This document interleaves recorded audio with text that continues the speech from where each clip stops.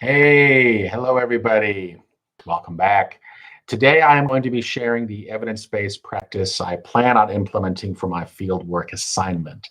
The evidence-based practice I shall implement is called functional communication training, and it is designed for a lower functioning autistic student I've recently begun working with. I haven't used this particular evidence-based practice with a student before. For the sole purpose of confidentiality, I'm simply going to call this student Ashton. In order to understand why I have chosen this evidence-based practice, I need to delve into Ashton's background just a little bit. Ashton suffers from anxiety. He does not like others to watch him read, and he is highly reluctant to use his webcam during our online sessions. Ashton also speaks as little as possible, even though he is capable of speech, and his disability makes it difficult for him to properly communicate with both adults and peers, especially in an academic setting when he knows something is expected of him. The non-preferred task of reading only seems to serve to exacerbate this. So there you have it there. The objective of my implementation of functional communication training is rather simple.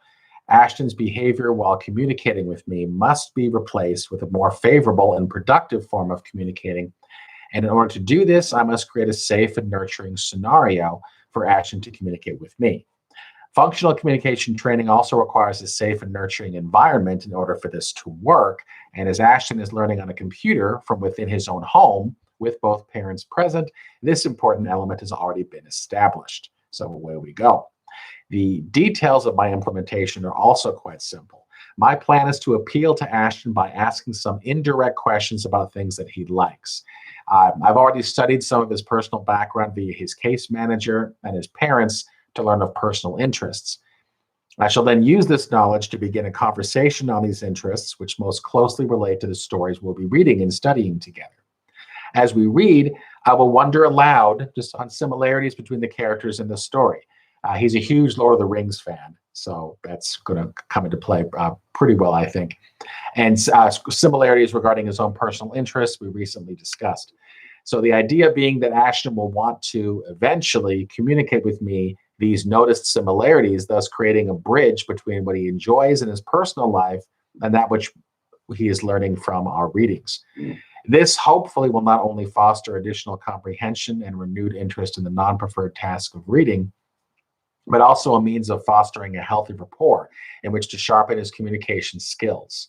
So we could be talking about Frodo and Sam and going, oh, wait a second. And it kind of seems like these characters are doing something similar. Wow, what do you think? So I will collect data via an observational log of our sessions, parent interviews, including regarding their observations of Ashton, as well as work samples from our readings in hopes of illustrating how much Ashton is reading and understanding his overall comprehension as it relates to our discussions. Naturally, I'm excited to get started, and I hope that Ashton will start to use his webcam, as he's not really using it at all, and speak with me more as we read. His parents will also benefit from this exercise as they will begin to observe how this is working, and I hope that it will, and what they can do in the home to continue encouraging Ashton to communicate after I'm just talking with them. Thank you all for listening, and I hope to see you again out there in internet land.